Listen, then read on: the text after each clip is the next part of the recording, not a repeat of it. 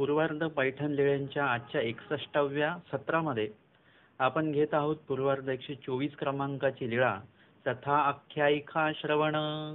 आख्यायिका म्हणजे कथा, गोष्ट.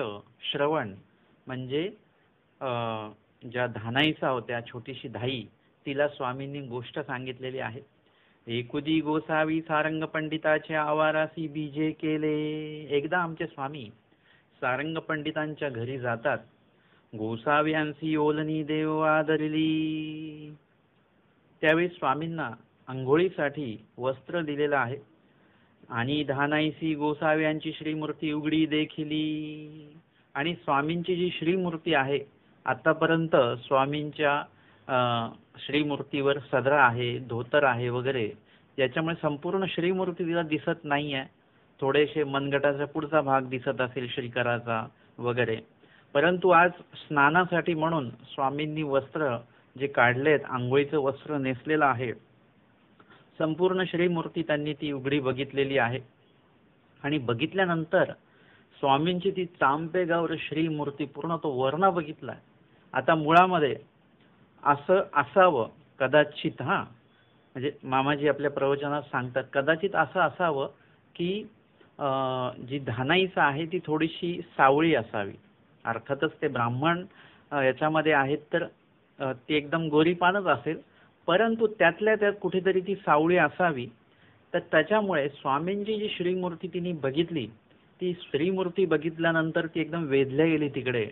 आणि असा वर्ण तिने कुणाच्याही शरीराचा बघितलेला नव्हता, कुणाच्याही त्वचेचा बघितलेला नव्हता.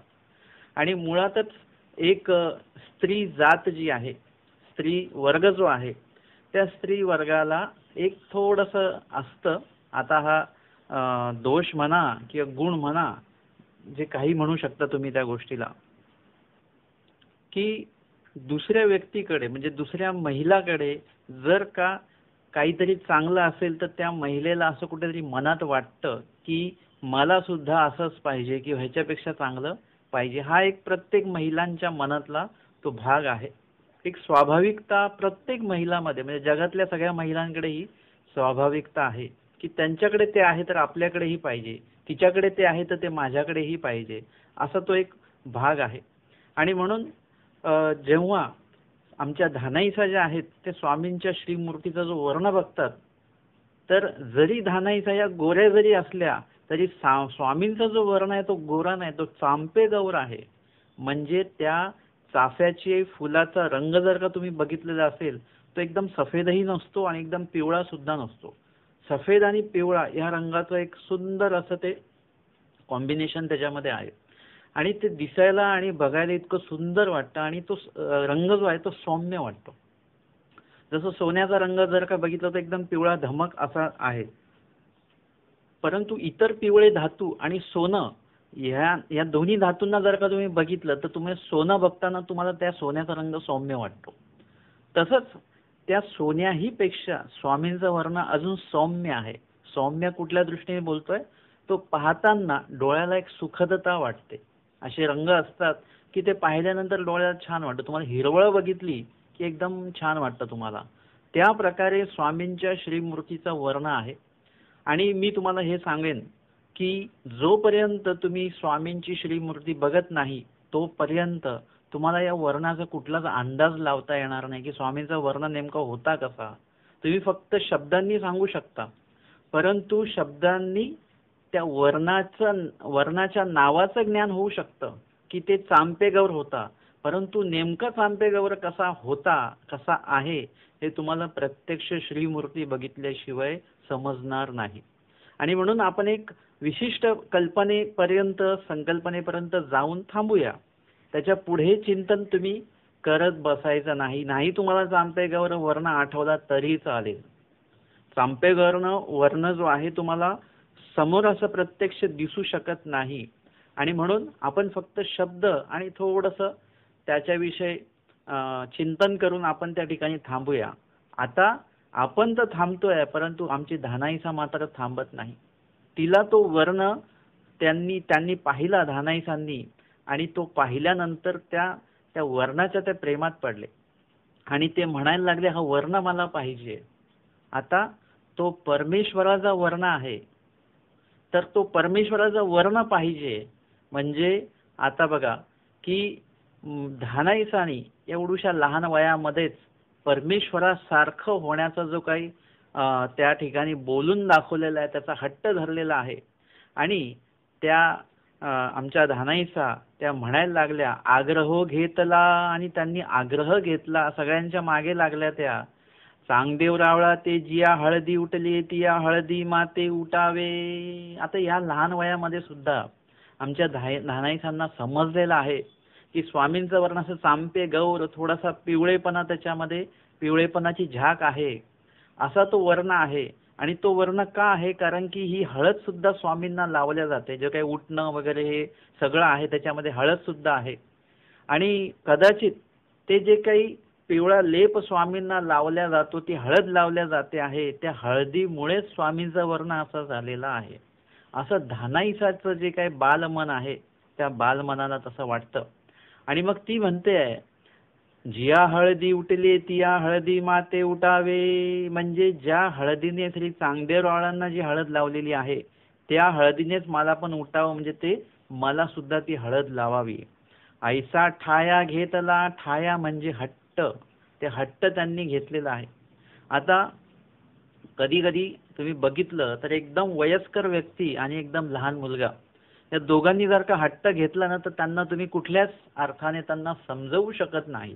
खूप त्रास होतो त्यांना समजवता समजवता नाकी न येतात. लहान मुलं सुद्धा ऐकत नाहीत.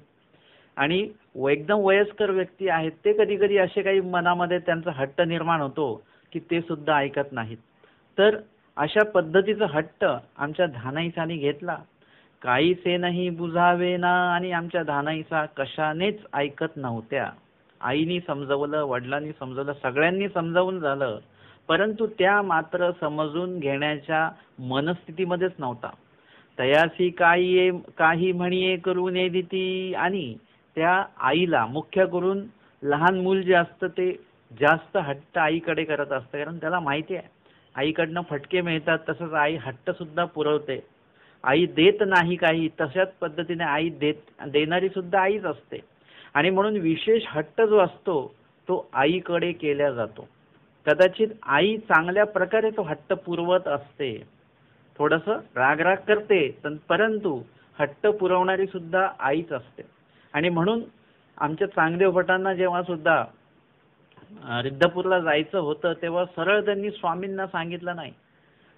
आमच्या बाईसांना त्यांनी सांगितलं की तुम्ही स्वामींना विनंती करा की मला सुद्धा रुद्धपूरला स्वामींसोबत परमेश्वरपुराला यायचं आहे. हा हट्ट त्यांनी कोणाकडे केला? आधी बाईसांकडे त्यांनी बोलून दाखवला. आणि मग बाईसांनी योग्य पद्धतीने स्वामींपुढे मांडला. म्हणून इथे आमच्या धानाईचा सुद्धा आईकडे हट्ट करत आहेत. आणि काहीसेनी बुजावे ना तयासी, काही म्हणिये करू ने दिती. तयासी म्हणजे आईला, काही म्हणिये करू ने दिती म्हणजे तिचं काही रोजचं जे काम आहे, रोजची जी काही घरातले सेवा आहे वगैरे, स्वयंपाक बनवणे वगैरे वगैरे, या कार्य करण्यामध्ये आमच्या धानाईचा काय करत होत्या, त्या मध्ये मध्ये करत होत्या. आईला काम करू देत नव्हत्या. सारखा ते आईला तेच सांगत होते की त्या हळदीने मला आंघोळ घाला, त्या हळदीने मला आंघोळ घाला, मला सुद्धा स्वामींसारखं वर्ण पाहिजे आहे. म्हणून त्या आईच्या मागे लागलेली आहे. उमाईचा धाकुटीची प्रवाही लेकरू झाले. आणि उमाईसा ज्या आहेत या लहान वयातच आई झालेल्या होत्या. म्हणजे त्यांचं वय जे आहे ते कमी आहे, आणि त्या कमी वयामध्ये लग्न झालं, आणि कमी वयामध्येच पहिलं बाळ सुद्धा झालं. त्याच्यामुळे त्यांना त्या लहान मुलीला, त्या धानाईसाला कसं खेळवायचं, कसं तिला समजावून सांगायचं, या बाबतीमध्ये असं हे करत असताना त्यांना थोडा संकोच वाटायचा. थोडंसं सगळ्यांच्या समोर असं त्यांना थोडंसं लाजल्यासारखं व्हायचं. तर त्यामुळे काय व्हायचं की त्यांना ज्या पद्धतीने त्या मुलीला समजावलं पाहिजे त्या पद्धतीने ते समजवू शकत नव्हते, कारण की सगळे समोर होते. आणि मग प्रवाही लेख म्हणून ती एक खेळू संकती म्हणजे त्यांना समजवण्यास त्या थोडा संकोच वाटायचा त्यांना. आणि मग गोसावी तेथ बीजे केले. खूप वेळ हे असं चाललं, तोपर्यंत आमच्या स्वामींचं स्नान वगैरे सगळं आटोपलं. आणि मग स्वामी स्वतः तिथे आले की काय मगासपासून धाईचा हट्ट सुरू आहे. आणि तो हट्ट सुद्धा अशा प्रकारचा आहे की स्वामींचा वर्ण पाहिजे. आता थेट स्वामींशीच जर का त्यांनी स्वतःला जोडलेला आहे तर स्वतः स्वामींनाच तिथे यावं लागेल, त्याशिवाय चालणार नाही. आणि म्हणून स्वामी त्या ठिकाणी आलेले आहेत. आणि स्वामी म्हणतात, धाई या, हे तुम्हा कहाणी सांगायला. आणि स्वामी त्यांना व्यवस्थित बोलतात. म्हणजे लहान मुलांना कधी कधी असं असतं की आपण त्यांच्याशी संवाद करण्यामध्ये कमी पडत असतो. त्यांच्याशी योग्य प्रकारे आपण जे बोललं पाहिजे, जे काही संवाद साधला पाहिजे, तो संवाद साधण्यामध्ये मोठी लोक खूप वेळा कमी पडतात. 80% वेळा असं होतं की मोठे लोक लहान मुलांशी व्यवस्थित बोलत नाहीत. त्यांच्या विषयानुरूप त्यांचा विषय नसतो. लहान मुलांनी काय विचारलं की गप्प बस, तुला काय कळतंय, हे वाक्य तर ठरलेलंच आहे. परंतु त्या संदर्भात त्याला माहिती देणं, त्या संदर्भात त्याला सांगणं, त्याला समजावून सांगणं, हा एक जबाबदारीचा जो भाग आहे तो मोठ्या लोकांचा आहे. आमचे स्वामी जे आहेत, आमचे स्वामी हाच कार्य जे आमच्या स्वामींचं आहे मूळ सृष्टीपासून, की जीवांना समजावून सांगणं, त्यांच्या चुका दुरुस्त करणं, त्यांना न कळलेला विषय अजून विस्तृत करून सांगणं, हे स्वामींचं कार्य प्रत्येक लीळेमध्ये आम्हाला बघायला मिळतं. आणि म्हणून इथे सुद्धा स्वामींनी धानाईचांना जवळ घेतलेलं आणि त्यांना सांगितलं, या तुम्हाला हे कहाणी सांगेल. म्हणजे कधी कधी लहान मुलांचा हट्ट असा असतो की जो पूर्ण केल्या जाऊ शकत नाही. आता एखाद्या लहान मुलाने म्हटलं की मला खरोखरचं विमान पाहिजे, तर त्याचे आई वडील नाही घेऊन शकत. म्हणजे तो हट्ट जो आहे, तो हट्ट तो अनाठायी आहे, पूर्ण न होणारा तो हट्ट आहे. मग त्यावेळेला त्याचं जे मन आहे ते कुठेतरी आपल्याला वळवता आलं पाहिजे. आणि खूप वेळा असं होतं, त्याच्यामध्ये मोठे लोक पटाईत असतात. लहान मुलं अमक्या गोष्टीसाठी रडत असतील तर मग त्याला चॉकलेट द्या, हे द्या, ते द्या करून त्याचं मन वळवल्या जात असतं. तसंच स्वामींनी काय केलेलं आहे, कहाणी सांगेल. म्हणजे लहान मुलांना गोष्टीमध्ये भरपूर रस असतो. त्यांना एखादी गोष्ट राक्षसाची, भूताची वगैरे अशी काही सांगितली की ते लहान मुलं एकदम काय होतात, ते ऐकण्यासाठी म्हणून एकदम तयारीमध्ये त्यांचं मन ते जे आहे ते तयार होऊन जातं. आणि स्वामी सांगतात की हे तुम्हा कहाणी सांगेल. स्वामी म्हणतात, कावळ्याचे घर सेनाचे, साळेचे घर मेनाचे. आता कदाचित स्वामींनी ही जी गोष्ट आहे ती अजून सुद्धा मोठी असू शकते. अजून काहीतरी सांगितलेलं असेल की कावळा त्या चिमणीच्या घरी, साळेच्या घरी आलेला आहे आणि त्या ठिकाणी तो तिच्याशी संवाद झालेला आहे वगैरे वगैरे, असं स्वामींनी खूप काही सांगितलं असेल. त्या गोष्टीचा मला असं वाटतं की एकदम शेवटचा भाग या लीळेमध्ये आलेला आहे की साळेचे घर मेनाचे आणि कावळ्याचे घर सेनाचे. आपल्याला ही कथा आपल्या लहानपणापासून आपण ऐकलेलो आहे, कावळ्या कावळ्या चिमणी चिमणी दार उघड वगैरे असं. आणि मग एक दिवशी असं होतं की मोठा पाऊस पडतो आणि चिमणीचं घर राहतं आणि कावळ्याचं घर वाहून जातं. साळेचे घर मेणाचे, पाऊस पडे, कावळ्याचे घर वाहत जाये. कावळ्याचं घर शेणाचं असल्यामुळे ते वाहून जातं. साळेचे घर उरे आणि साळेचे घर हे मेणाचं असतं, त्याच्यामुळे ते वाहून जात नाही. साळे आपल्या घरांतू रिगोनी म्हणे आणि साळ म्हणजे चिमणी आपल्या घरामध्ये रिगून म्हणते, कावळ्या कावळ्या कानुकी डोळा ऐसे तिन्ही वेळा उच्चारिले मग तो ठाया विसरली. कानुकी डोळा.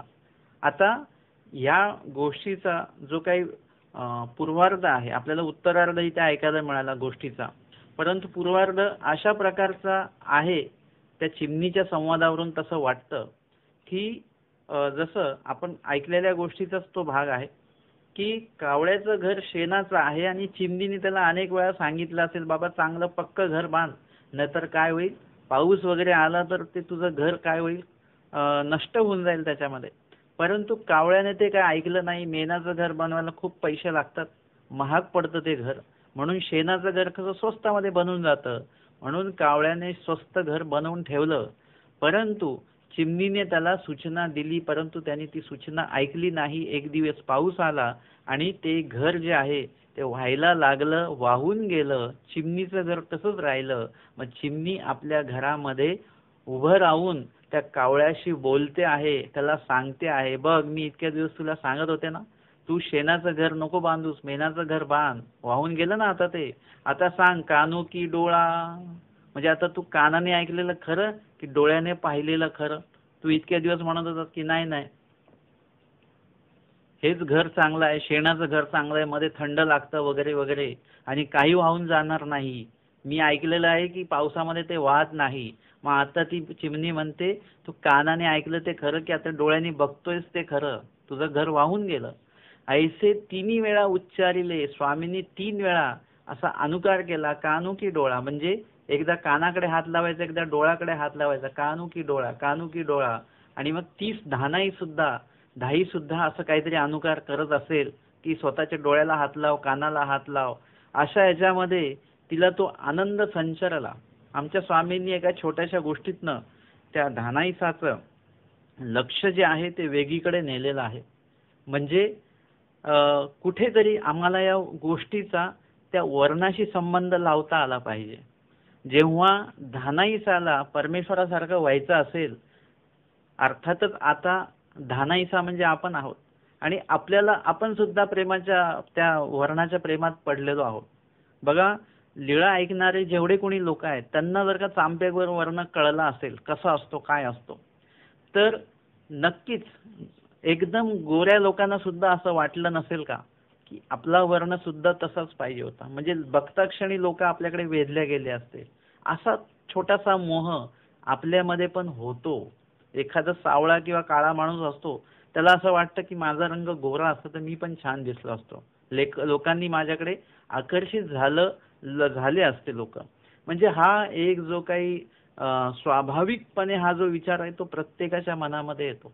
एकदम गोरा व्यक्ती असतो, तो म्हणतो मी नाके डोळे चांगला असतो तर लोक माझ्याकडे आकर्षित झाले असते. एखादा गोरा व्यक्ती तो म्हणतो मी उंच पुरा असतो चांगला तर लोक, म्हणजे प्रत्येकाचा जो भाग आहे तो एखादं वर्णन त्यांनी ऐकलं किंवा एखाद्या चांगल्या व्यक्तीला जर का बघितलं तर त्याला सुद्धा वाटतं की आपण असं झालं पाहिजे. अर्थात आता इथे आपल्याही मनामध्ये स्वामींच्या चांपे गौरव वर्णाचा जो काही हट्ट आहे किंवा त्याच्याविषयी जे लागले पण आहे ते आपल्यामध्ये पण निर्माण होतं की असा वर्ण आपल्याला पाहिजे होता. मुळात हे लक्षात घ्या की स्वामींचा वर्ण आम्हाला नको पाहिजे. आम्ही स्वामींसारखा वर्ण जरी झाला, आता आपला चांपे गौरव वर्ण झाला जरी, तर त्याचा आपल्याला फायदा काय आहे? रंगाचा काहीच फायदा नाही आपल्याला. आपण काळे कुठ्ठ असू किंवा गोरे पान असू की आपला वर्ण चांपे गौरव जरी झाला तरी त्याच्यामुळे आपला उद्धार होणार नाहीये. तुम्ही दिसायला काळे आहात का गोरे आहात याच्याशी तुमच्या उद्धारणाचा काहीही संबंध नाही. आणि म्हणून आपल्याला लक्षात घ्या, स्वामींचा वर्ण आपल्याला नको, तर ते वर्ण ज्या स्वामींचा आहे ना ते स्वामी आपल्याला पाहिजेत. आता 2 गोष्टी आहेत, वर्ण पाहिजे का स्वामी पाहिजेत. जसं एका लीळेमध्ये स्वामी एका बाईला प्रसाद देतात आणि महादाईचा त्यांना रस्त्यात भेटतात आणि महादाईचा म्हणतात की तू भाग्याची आहेस, दैवाची आहेस, देवाने तुला प्रसाद दिला केळ्या बोऱ्यांचा. आणि असं म्हणून महादाईचा आतमध्ये येतात तेव्हा स्वामी त्यांना म्हणतात, तुम्ही त्यांना म्हणालात की केळ्या बोळ्याचा प्रसाद स्वामींनी तुम्हाला दिला म्हणजे तुम्ही भाग्यवान आहात, तर तुम्हाला सुद्धा भाग्यवान व्हायचं आहे का? तुम्हाला सुद्धा केळी आणि बोऱ्याचा प्रसाद पाहिजे का?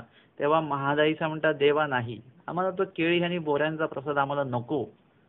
आम्हाला आमचे गोसावीची हो तू, म्हणजे आम्हाला आमचे स्वामी पाहिजेत. आम्हाला प्रसाद नको पाहिजे, प्रसाद देणारे आमचे स्वामी आम्हाला पाहिजेत. म्हणजे तिथल्या तिथेच फरक आहे, तिथल्या तिथेच फरक आहे. इतकं किंचितचा फरक आहे की तुम्ही थोडंसं इकडे उभे असाल तर तुम्ही अलीकडचे होता आणि थोडं तिकडे उभं असाल तर तुम्ही लगेच पलीकडचे होता तुम्ही. म्हणजे लक्षात घ्या, एखादी जी सीमारेषा असते, तुम्ही इकडे उभा असाल तर या देशाचे होता आणि तिकडे उभा असाल लगेच त्या देशाचे होऊन जातो तुम्ही. म्हणजे त्या देशात तुमचा प्रवेश होऊन जातो. छोटासाच फरक आहे. तसंच आहे की तुमची मानसिकता काय आहे, तुमचे विचार काय आहेत, तुमचं लक्ष काय आहे. लक्ष थोडंसं इकडे असेल तर तुम्ही इकडचे होऊन जाता, लक्ष थोडं तिकडचं असेल तर तिकडचे होऊन जाता. तुम्ही जर का प्रसादच घेण्याच्या मागे असाल तर तुम्हाला आयुष्यभर प्रसाद मिळेल, पण प्रसाद देणारे तुम्हाला भेटणार नाहीत.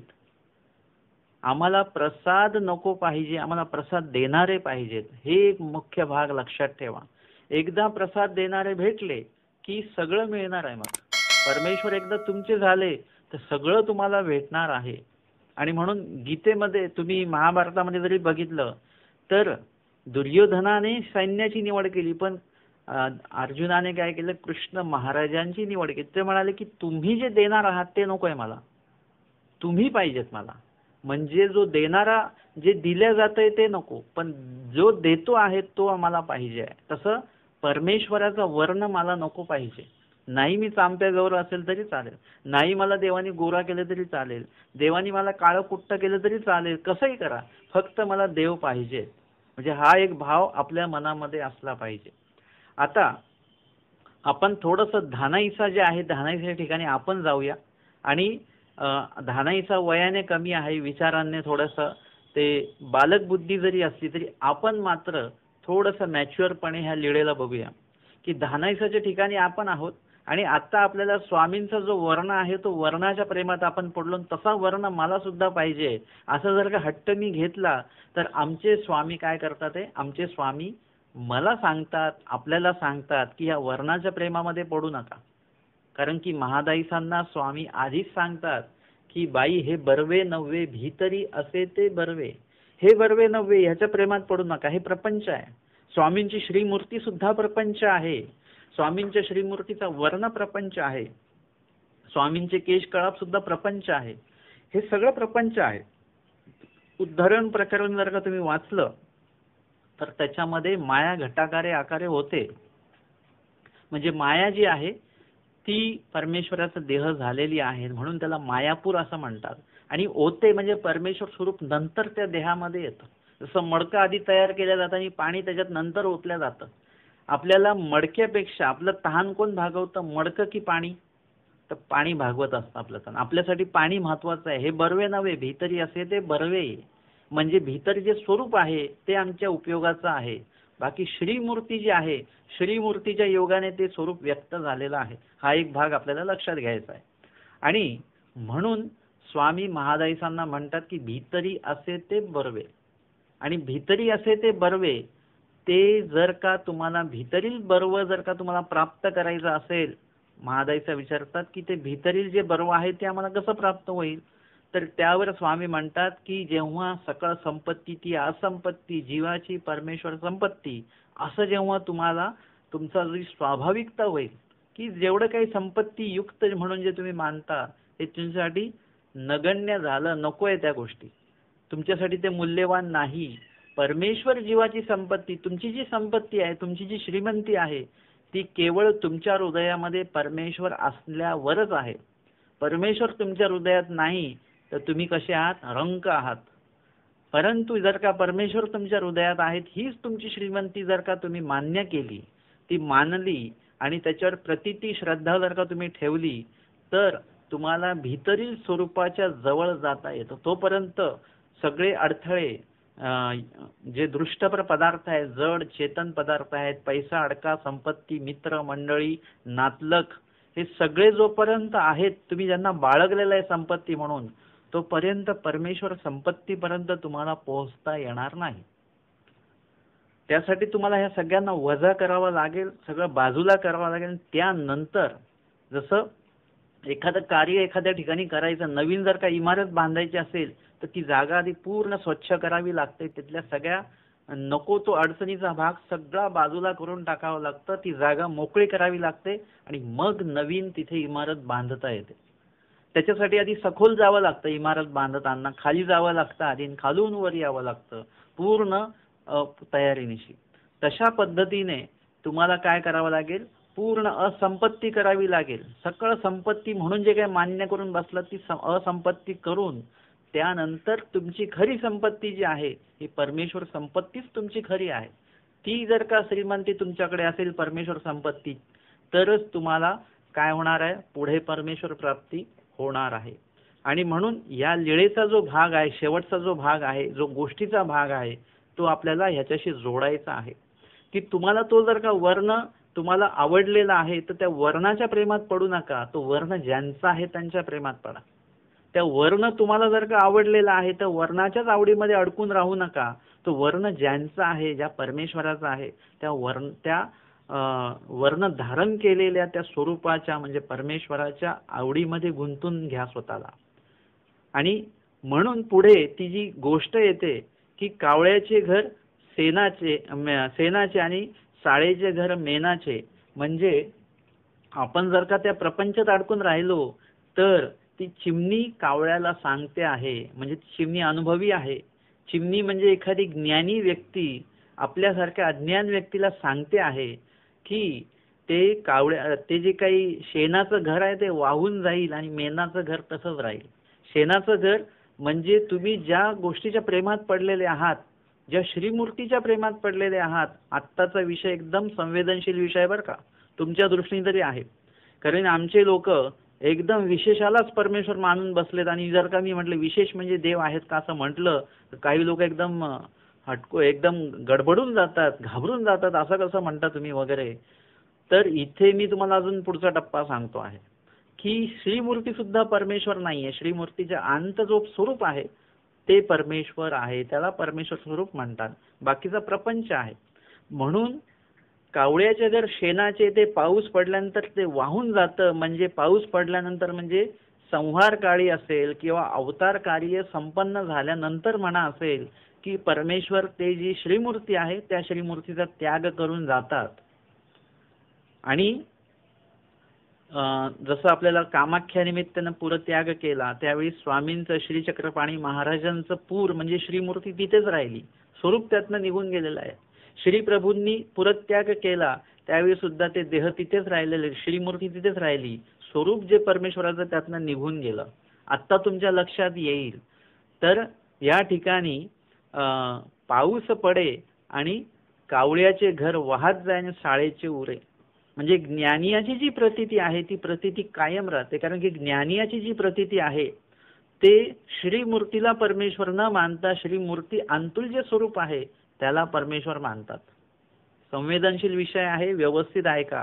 हे पुन्हा पुन्हा 4-5 वेळा तरी ऐका आणि मग समजून घ्या. आणि साळेचे घर जे आहे म्हणजे ज्ञानियाची प्रतीती जी आहे ती तशीच राहते टिकून. कारण की त्यांनी स्वरूपाला परमेश्वर त्यांनी मान्य केलेलं आहे. अर्थातच मान्य केलं म्हणजे त्यांनी समजून घेतलेली आहे ती गोष्ट. परंतु अज्ञान व्यक्ती श्रीमूर्तीलाच परमेश्वर मानून बसतात किंवा विशेषालाच परमेश्वर मानून बसतात. तर लक्षात घ्या, महासंहार झाला तर जेवढे काही विशेष आहेत, जेवढे काही स्थान आहेत त्यातलं सामर्थ्य निघून जातं. परमेश्वर शक्ती जी आहे त्यातनं निक्षेपलेली जी शक्ती आहे परमेश्वराने ती निघून जाते आणि ते पाषाण ब्लँक होऊन जातील एकदम. त्याच्यामध्ये काही सामान्य पाषाण होऊन जातील जर का महासंहार झाला तर. आणि महासंहार झाला तर आपल्याला कळणार सुद्धा नाही. महासंहार होऊन परत तशीच्या तशीच सृष्टी रचल्या जाते, म्हणून ते काही लक्षात येणार नाही. तो एक भाग आहे.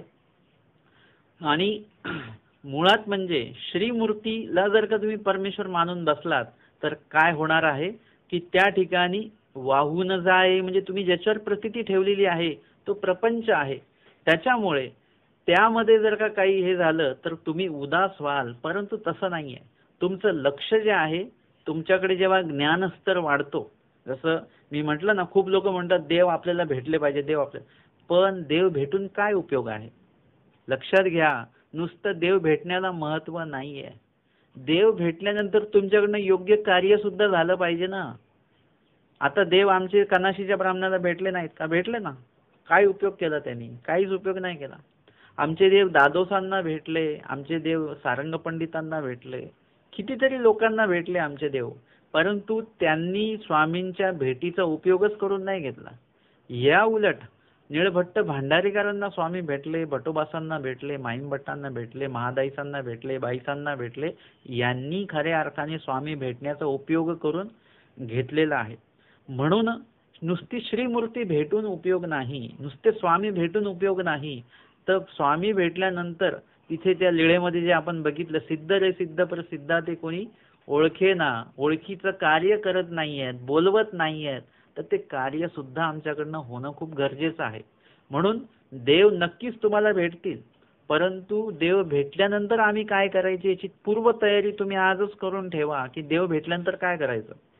देव भेटले आणि म्हटले की चला आमच्या सोबत, तर तुम्ही लगेच निघालं पाहिजे. लगेच तुम्ही म्हणणार की नाही नाही आम्हाला हे काम आहे ते काम आहे, तर चालणार नाही. तुम्ही काय कराल, इतर संपत्तीला महत्त्व द्याल तर अर्थ नाही. त्यावेळी परमेश्वर संपत्तीला तुम्हाला महत्त्व देता आलं पाहिजे. आणि म्हणून इथे साळेचे घर जे उरे आणि कावळ्याचे घर जे आहे ते वाहून जातं. म्हणजे कधी कधी अज्ञानियांनी जी प्रतीती ठेवलेली आहे ती कधी कधी त्याची प्रतीती ढासळून जाऊ शकते, कारण की त्याच्या प्रतीतीला ज्ञानाचा आधार नाहीये. या उलट ज्ञानियाने ज्यावर प्रतीती ठेवली म्हणजे परमेश्वर स्वरूपावर, की त्यांचं ते लक्ष आहे की मला शाब्द ज्ञान चरित करायचं आहे.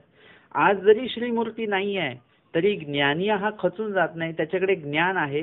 परमेश्वर जे आहेत त्यांनी नव्या संबंध सांगितलेला आहे, पुनःसंबंध सांगितलेला आहे. मला माझं हे साध्य शाब्द ज्ञानामध्ये जो विधी सांगितलेला आहे नित्य निमित्त विधी, तो पूर्ण करून मला शाब्द ज्ञान चरित करायचं आहे.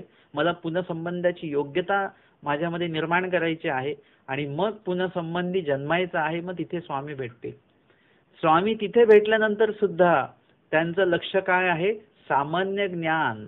त्याच्यानंतर पुढचं लक्ष विशेष ज्ञान. तिथे सुद्धा श्रीमूर्ती आहेत, परंतु तिथे सुद्धा प्राप्ती हे लक्ष त्या ज्ञानियाचं असतं, त्या जीवाचं असतं, की मला प्राप्तीमध्ये जायचं आहे, आनंद घ्यायचा आहे. आणि मग विशेष ज्ञानामध्ये सुद्धा जे विशिष्ट आचरण सांगितलेलं आहे, विहित केलेलं आहे, ते करून ती योग्यता परिपूर्ण करून ती जी व्यक्ती आहे, ती जी ज्ञानी व्यक्ती आहे, ती स्वरूपामध्ये पावन होते. म्हणजे तुमचं आमचं लक्ष काय असलं पाहिजे? स्वरूपाची प्राप्ती, हे आमचं लक्ष असलं पाहिजे. लक्षात घ्या, तुम्हाला जर का स्वरूपाची प्राप्ती हे जर का तुमचं लक्ष असेल तर तुमचं वर्तन आत्तापासून कसं असलं पाहिजे ते सांगा. तुम्हाला जर का पुढच्या डिसेंबरपर्यंत तुमचं 15 किलो वजन कमी करायचं असेल तर आजपासून तुम्हाला तुमच्या आहारावर नियंत्रण ठेवावं लागेल.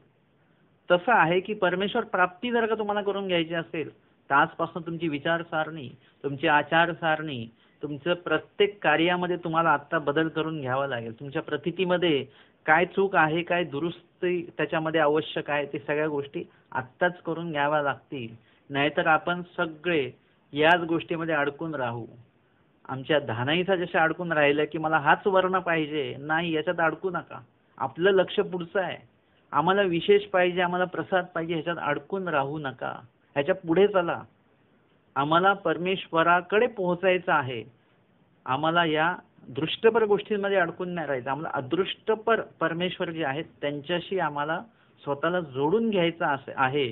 तर त्यावेळेला तुमचं खऱ्या अर्थाने आचरेतयाचा धर्म सांगितलेला आहे, तर ते आचरण आमच्यामध्ये आलं पाहिजे.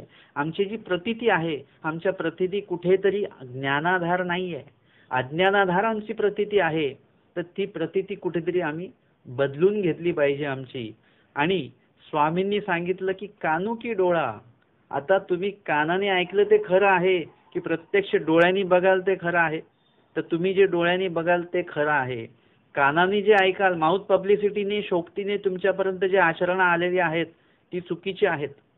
तुम्हाला काय करावं लागेल? डोळा म्हणजे डोळ्यांनी बघावं लागेल, हे वचन बघावं लागेल, ही लीळा बघावी लागेल. या लीळेत हा विषय आलेला आहे, या वचनात हा विषय आलेला आहे. किंवा तुम्ही जे माउथ पब्लिसिटीने जे आचरण करत आहात आता सध्या चुकीचं, ते कुठेही तुम्हाला डोळ्यांनी लिहिलेलं नाहीये स्वामींचं वचन. असं स्वामींनी सांगितलेलं कुठेही तुम्ही डोळ्यांनी बघितलं नाही, तुमच्या डोळ्यांनी ते स्वतः वाचलेलं नाहीये तुम्ही, की इथे स्वामींनी हे आचरण सांगितलेलं आहे. रोजचे 5 दिवे लावीजे असं कुठे वचन आहे का? काही लोक लावतात, ते म्हणतात आम्हाला आमच्या सासूबाईंनी सांगितलं रोज 5 दिवे लावलेच पाहिजेत. आता हे वचन कुठेच नाही. आम्ही ते अन्यथा ज्ञानानं धरून आमचं चाललेलं आहे पुढे. रोजचा दिवा आपल्या घरामध्ये जळतच राहिला पाहिजे, त्याच्यामुळे अनेक कर्मांचा नाश होतो. मुळात म्हणजे तुम्ही जेव्हा दीप प्रज्वलित करता त्यावेळेला तो जेवढा वेळ जळेल तेवढा वेळ सूक्ष्म जंतू त्याच्यामध्ये मारतात. आता सांगा, तुम्ही विधी करतात का अविधी करतायत? स्वामींनी कुठेही दिवा लावायला सांगितलेला नाही, कुठल्याच वचनात सांगितलेलं नाही. उलट स्वामी सांगतात हिंसा जो आहे तो अधर्म, चौयुगी हिंसा अधर्म सांगितलेला आहे. हिंसा कमीत कमी हिंसा झाली पाहिजे. आपण जास्तीत जास्त हिंसा करायला लागलो तर कसं होणार? आता तुम्ही म्हणणार देवाला दिवा पाहिजेच, तर जे अटन विजन करणारे जे साधू मंडळी आहेत ते रोज विशेष वंदन करतात, प्रसाद वंदन करतात, त्यांच्याकडे जे आहे सोबत, तर ते रोज दिवा लावत नाही, अगरबत्ती लावत नाही, काही ते सगळं सामुग्री बाळगून नाही चालत. ते तिथे फक्त विशेष वंदन, लीळा आठवण, लीळा चिंतन आणि नामस्मरण हे या विधीच्याच माध्यमातून त्यांचं आचरण चालतं. आणि म्हणून आपल्याला आपली जी प्रतीती आहे ती आपली प्रतीती चुकीची आहे आणि ती प्रतीती जी आहे ती कधीही आपली आपली जी त्या प्रतीच्या माध्यमातून आपली जी इच्छा आहे ती इच्छा कधीही पूर्ण न होणारी आहे. म्हणून आपल्याला काय करावं लागेल, ज्ञानाच्या आधाराने प्रतीती आपल्याला बसवावी लागेल. अज्ञानाच्या आधाराने प्रतीती नको आपली.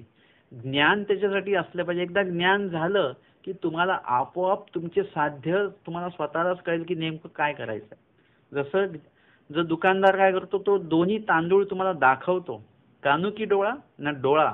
कोणीतरी सांगितलं तो तांदूळ चांगला आहे, तरी सुद्धा तुम्ही ते डोळ्यांनी तो तांदूळ बघता आणि हा तांदूळ पण बघता आणि मग तुम्हाला स्वतःलाच कळतं. तो दुकानदारनी सांगायची गरज नाही आहे. ती जी घेणारी व्यक्ती तिला कळतं, नाही हा तांदूळ चांगला आहे बरं, हा जुना आहे, हा व्यवस्थित आहे, चांगला आहे, हा चांगला नाही, हा नवीन आहे, ह्याला पाणी जास्त लागतं वगैरे. हा तुम्हाला तुमच्या ज्ञानाचा स्तर जर का तांदूळ ओळखण्याचा असेल तर तुम्हाला आपोआप हातात घेतल्या घेतल्या आणि बघितल्या बघितल्याच लगेच कळतं. वेगळं काही त्याच्यासाठी PhD करायची गरज नसते. तसं तुम्हाला जर का ज्ञानस्तर तुमचा वाढला तर तुमचं साध्य बरोबर आपोआपच बदलणार आहे. लगेच लक्षात येईल तुमच्या की आपण जे साध्य धरून बसलेलो आहे, जे आचरण धरून बसलेलो आहे ते अन्यथा आहे, चुकीचं आहे. आणि मग यथार्थ काय आहे ते तुम्हाला ज्ञानच सांगेल. तुम्हाला काय साध्य धरून चाललं पाहिजे हे स्वामींच्या सगळी वचनं वाचून काढा तुम्ही एकदा अर्थासकट, तेव्हा तुम्हाला त्याच्यातनंच कळेल. आत्मसात करा मुळात म्हणजे ती वचनं, तर तुम्हाला त्याच्यातनं सगळंच लक्षात येईल की काय आहे काय नाही ते. आणि म्हणून इथे सांगितलेलं आहे की शाळेचे जर उरे म्हणजे ज्ञानियाची जी प्रतीती आहे ती तशीच राहते, ती कुठेही वाहून जात नाही, कारण की ती ज्ञानाच्या आधार आहे त्याला. परंतु अज्ञानाची प्रतीती जी आहे ते कावळ्याच्या घरासारखी वाहून जाते, कारण की त्याला कुठलाच आधार नाही आहे, कुठलंच पक्कपण त्या गोष्टीला नाही आहे. आणि म्हणून कावळ्या कानू की डोळा, कानाने ऐकलं ते खरं की डोळ्याने बघितलं ते खरं. ज्ञानिया जो आहे तो डोळ्यांनी पाहतो आणि मग बोलतो की हे वचन इथे बघितलंय मी, हे वचन इथे वाचलं, ही लीळा इथे वाचली, स्मृती इथे वाचली. ते डोळ्यांनी बघितलंय त्यांनी. परंतु अज्ञान व्यक्ती जो आहे तो डोळ्यांनी काहीही बघत नाही, तो फक्त कानाने ऐकतो. महानुभाव पंथामध्ये जेवढे पण अन्यथा ज्ञायक विधी चालू आहेत, चुकीचे विधी चालू आहेत, ते फक्त ऐकून सुरू आहेत. फक्त कानाने ऐकलेले आहेत. त्या लोकांनी तो विधी कुठल्याही पुस्तकात वाचलेला नाही, कुठल्याही वचनात वाचलेला नाही, कुठल्या लीळेत वाचलेला नाही आहे तो विधी, ना कुठल्या स्मृतीस्थळामध्ये तो विधी वाचलेला आहे. फक्त कानाने ऐकून सुरू आहे, माउथ पब्लिसिटीने तुमच्यापर्यंत आलेला आहे. परंतु इथे स्वामी म्हणतात कानू की डोळा, चिमणीच्या मुखी जे वाक्य दिलेलं आहे, चिमणी ही कोण आहे, जाणकार आहेत, अनुभवी आहे. ती जी बोलते ती कावळ्याला जी सांगते ते कावळा ऐकत नाही, कावळ्याचं नुकसान होतं, चिमणीचं नुकसान होत नाही. तसं ज्ञानी व्यक्ती जेव्हा सांगतो तेव्हा अज्ञान व्यक्तीने काय केलं पाहिजे, तो विषय समजून त्या हिशोबाने आपलं वर्तन केलं पाहिजे. नाहीतर कावळ्याचं जर वाहून गेलं तशी तुमची जी श्रद्धा आहे ती कधीतरी वाहून जाईल, कधीतरी तुम्ही देवावर विपरीत व्हाल. ज्ञानी व्यक्ती विपरीत होत नाहीत, पण अज्ञान व्यक्ती देवावर लगेच विपरीत होतात. जे कोणी विपरीत होतात ते सगळे अज्ञान या पदामध्ये पकडून झाला. लगेच देवावर नाराज होणारे लोक वगैरे, म्हणजे ती प्रतीती जी आहे ती तुमची लगेच वाहून जाऊ शकते. कारण की तुम्ही तुमचे जे विधी सांगितलेले आहेत, तुम्ही जे विधी करता ते सगळे विधी तुम्ही लोकांकडनं ऐकून करता. तुम्हाला जो कोणी व्यक्ती विधी सांगतो त्याला सांगा, त्यांना विचारा की हे विधी कुठल्या वचनात आलाय, कुठल्या वेळेमध्ये आलेला आहे, हे पहिले जाणून घ्या तुम्ही. तो डोळ्यांनी बघा आणि मग तो विधी तुम्ही आचरायला सुरुवात करा. तर आजच्या या पूर्वार्ध पैठण लेण्यांच्या 61व्या सत्रामध्ये आपण या ठिकाणी पूर्वार्ध 124 क्रमांकाची तथा आख्यायिका श्रवण या लीळेवर श्रवण आणि चिंतन आपण केलेलं आहे. दंडवत हो.